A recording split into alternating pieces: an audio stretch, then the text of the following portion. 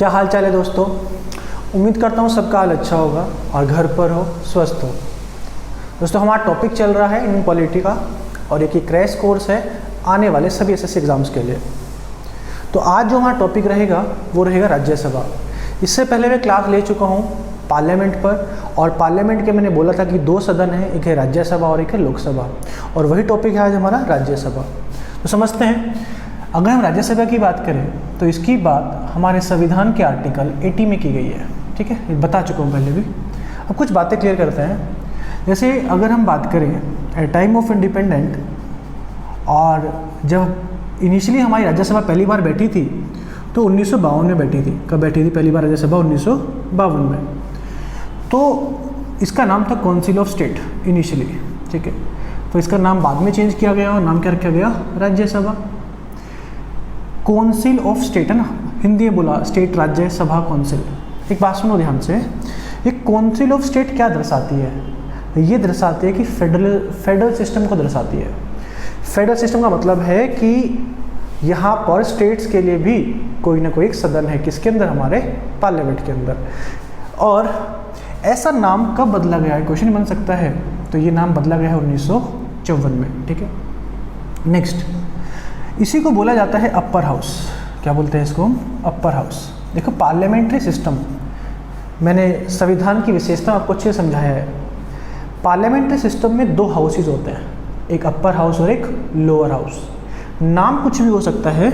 जैसे अगर हम यहाँ की बात करें तो यहाँ पर अपर हाउस हमारा का क्या नाम है? राज्यसभा। अपर हाउस बोलने का मतलब है यहाँ पर कि ये कभी भी भंग नहीं होता है, नेवर डिसॉल्व्ड, नेवर डिसॉल्व्ड। जहाँ पर भी पार्लियामेंट्री सिस्टम फॉलो होता है, like in our country parliamentary system is there. वो पार्लियामेंट्री सिस्टम हमने ब्रिटेन से लिया है और ब्रिटेन भी पार्लियामेंट्री सिस्टम को ही फॉलो कर रहा है। तो वहाँ भी एक अपर हाउस है जो कभी क्या नहीं होता है? डिसॉल्व। नाम उसका कुछ भी हो सकता है। और इस वजह से अगर ये कभी डिसॉल्व नहीं होता तो इस वजह से हम कौन सा हाउस बोल देते हैं? परमानेंट हाउस, स्थायी सदन। क्लियर है? आपसे कुछ भी पूछे कि अपर हाउस कौन सा है, परमानेंट हाउस कौन सा है, कौन सा स्टेट्स कौन सा है, या फिर इसको हम बोल देते हैं house of elders, house of elders. ठीक है, बड़ों का सदन। एज कंपेयर टू एज की बात करते हैं। देखो अगर हम बात करें कि जो हमारी सरकार बनती है वो तो लोकसभा से बनती है ना, और सरकार लोकसभा के लिए रिस्पॉन्सिबल है। तो फिर राज्यसभा का मतलब क्या था? एक तो मैंने बोला कि फेडरल सिस्टम दिखाता है, दूसरा कुछ ऐसे लोगों की पार्लियामेंट में एंट्री करवानी है जो लोग एक्सपीरियंस हैं काफ़ी, लेकिन वो डायरेक्टली पार्टिसिपेट नहीं करना चाहते किसी इलेक्शन में, तो उनका इतना इंटरेस्ट नहीं है, लेकिन वो देश की एक अच्छे डिस्कशन में हेल्प कर सकते हैं, लोग आने में हेल्प कर सकते हैं। एक उन लोगों की आसानी से एंट्री करवाई जाए, और वो सबसे इजी एंट्री क्या होती है? राज्यसभा। क्योंकि हम समझेंगे, क्योंकि राज्यसभा में आप वोट नहीं डालते हो, आपकी जगह पर कोई वोट डालता है, और इजी एंट्री हो जाती है किसी सरकार को, किसी मेंबर को पार्लियामेंट में लाने के लिए। नेक्स्ट, अगर हम बात करें इसके कंपोजिशन की, ठीक है, राज्यसभा कंपोजिशन की अगर मैं बात करता हूँ, इसके अंदर कौन कौन मेंबर्स कितने होते हैं, तो अगर मैं मैक्सिमम प्रोविज़न की बात करूँ, मैक्सिमम प्रोविज़न अधिकतम जो प्रावधान है संविधान में वो है 250 मेंबर्स का। लेकिन मैं अगर आज की बात करूं, आज कितने हैं, तो नाउ प्रोविज़न है 245। अगर 245 में और भी अच्छा हमसे कोई पूछे तो याद रखना कि 233 जो हैं वो तो चुनकर आते हैं। चुनकर आते हैं कैसे? इनडायरेक्टली चुनकर आते हैं, उसकी बात करेंगे।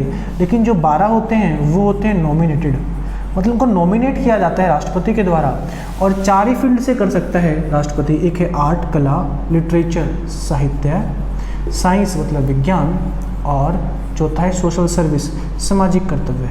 एक बात ध्यान रखना, जैसे मैरी कॉम राज्यसभा की सदस्य हैं, ठीक है, तो मैरी कॉम सदस्य हैं, ऐसा नहीं कि वो स्पोर्ट्स से आई है, ठीक है ना। अब वो अगर स्पोर्ट्स को कला माने तो कला से आ सकती है, या फिर कोई सामाजिक कर्तव्य से भी आ सकती है। हमारे संविधान में यही 4 फील्ड गिवन है, कोई स्पोर्ट्स फील्ड गिवन नहीं है। याद कर सकते हो आप, ALSS, ठीक है ना, आर्ट, लिटरेचर, सोशल सर्विस, पर इसमें स्पोर्ट्स नहीं है। इसको लिखकर काट लेना ताकि दिमाग में इमेज बना रहे कि स्पोर्ट्स इसके अंदर नहीं है। क्लियर है? नाउ अगर मैं यहाँ पर मैक्सिमम सीट की बात करूँ राज्यसभा में किसके पास है, तो बोलेंगे यूपी के पास है। कितनी भाई?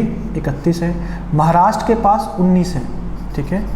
तमिलनाडु के पास 18 है, बिहार और पश्चिम बंगाल के पास 16 है, बिहार और वेस्ट बंगाल के पास कितनी है? 16 है। अपने हरियाणा के पास 5 है, पंजाब के पास 7 है, गोवा के पास 1 है।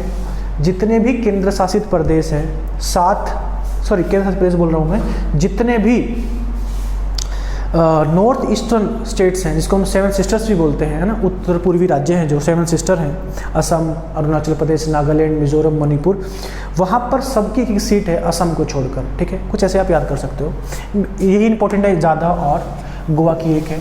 नेक्स्ट, अब हम बात करते हैं राज्यसभा में कैसे सदस्य बनते हैं, ठीक है।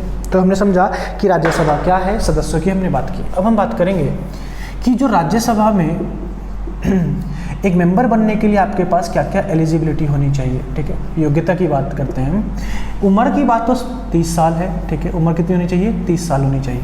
लोकसभा में 25 साल और यहाँ पर कितना है? 30 साल। एक है पीपल रिप्रेजेंटेटिव एक्ट, ठीक है, पीपल रिप्रेजेंटेटिव एक्ट, जन प्रतिनिधित्व कानून, ठीक है।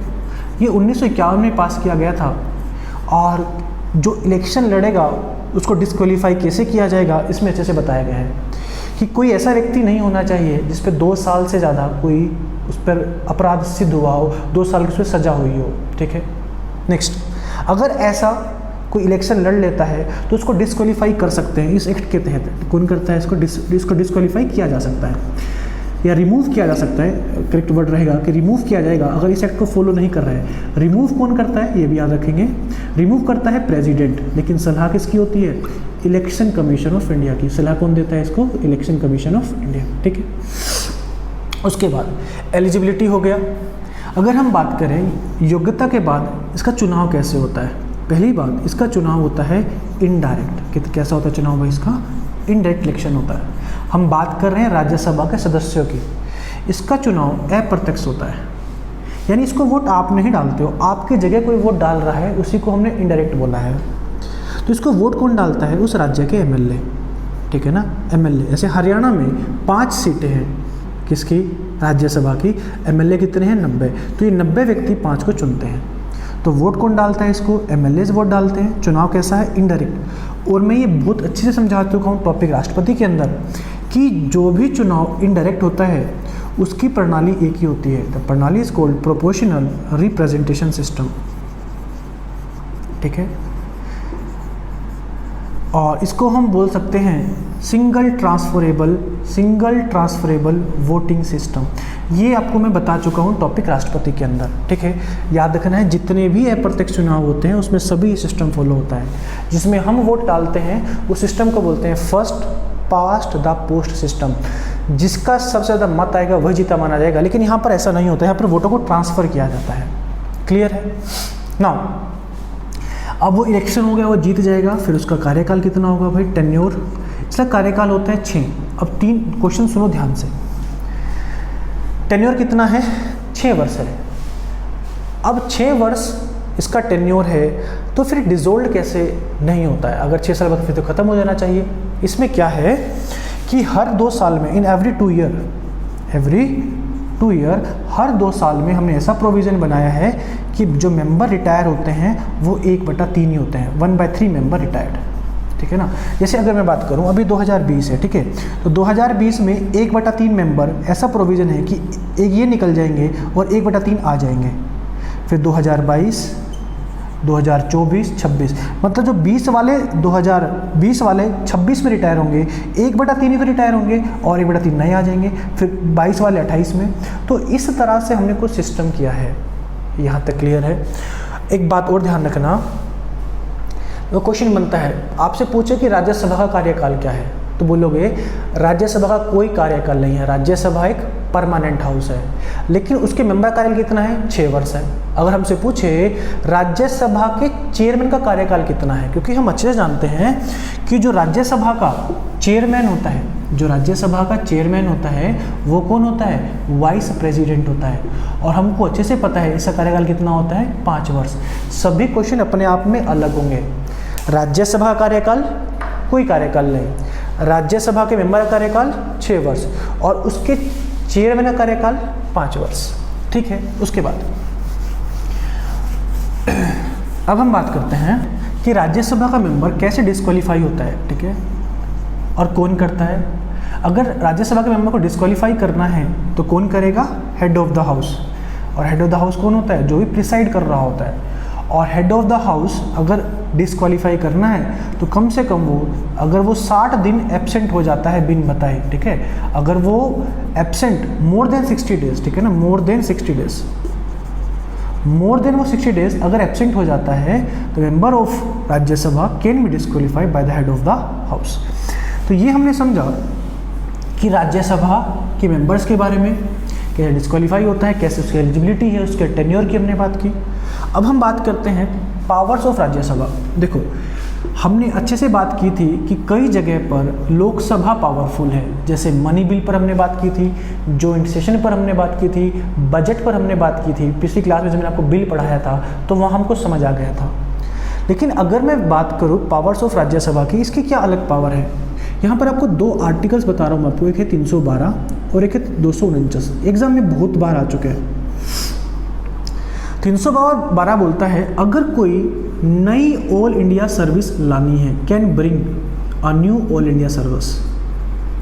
जैसे अभी हमारी 3 मेन ऑल इंडिया सर्विसेज हैं, IAS, IPS and IFS, Indian administrative service, Indian police service and Indian forest service.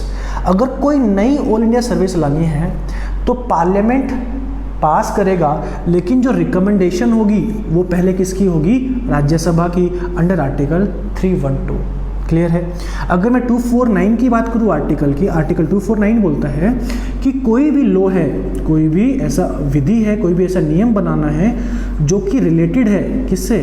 To state list. हमने टॉपिक शेड्यूल्स में अच्छे से पढ़ा था, हमने टॉपिक शेड्यूल अनुसूची में पढ़ा था। 7th शेड्यूल में 3 लिस्ट हैं, union list, state list and concurrent list.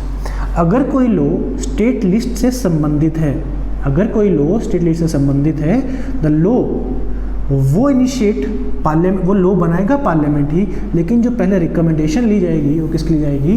Rajya Sabha की ली जाएगी। ठीक है, यहाँ तक। अब कुछ बातें और कर लेते हैं। अगर हमसे कोई क्वेश्चन पूछे राज्यसभा में कि पहला चेयरमैन कौन था राज्यसभा का, फर्स्ट चेयरमैन ऑफ राज्यसभा, अच्छे से हम समझते हैं चेयरमैन कौन रहा होगा, जो कि हमारे उपराष्ट्रपति थे। और उपराष्ट्रपति कौन थे हमारे? एस राधाकृष्णन। कौन थे? एस राधाकृष्णन। ठीक है, नेक्स्ट। अभी चेयरमैन कौन है? अभी हमारे उपराष्ट्रपति कौन है? वेंकैया नायडू। वेंकैया नायडू। ओके, अच्छा, मुझे अब क्वेश्चन आप कमेंट बॉक्स में बताओ कि राज्यसभा के अभी चेयरमैन कौन है, नाउ चेयरमैन। ठीक है, चलो पहला मैं बता देता हूँ और आप मुझे अभी के बताओगे। पहला चेयरमैन था SV कृष्णामूर्ति राव। SV कृष्णामूर्ति राव पहले राज्यसभा के चेयरमैन तो SV कृष्णामूर्ति राव थे।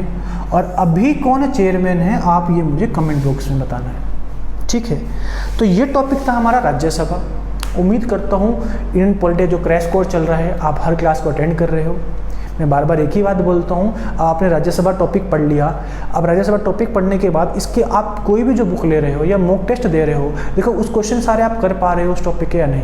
अगर आप कर पा रहे हो तो मतलब मुझे नहीं लगता कि आपको और कोई बुक पढ़नी पड़ेगी या और कुछ आपको रिकमेंड है कि आप ये चैनल पर देख लीजिए, ये देख लीजिए, सफिशिएंट रहेगा। और मैं गारंटी बोलता हूँ अगर आप ध्यान से इस वीडियो को देखते हो तो आपका कोई क्वेश्चन नहीं रहेगा। उम्मीद करता हूँ सब समझ भी आ रहा होगा।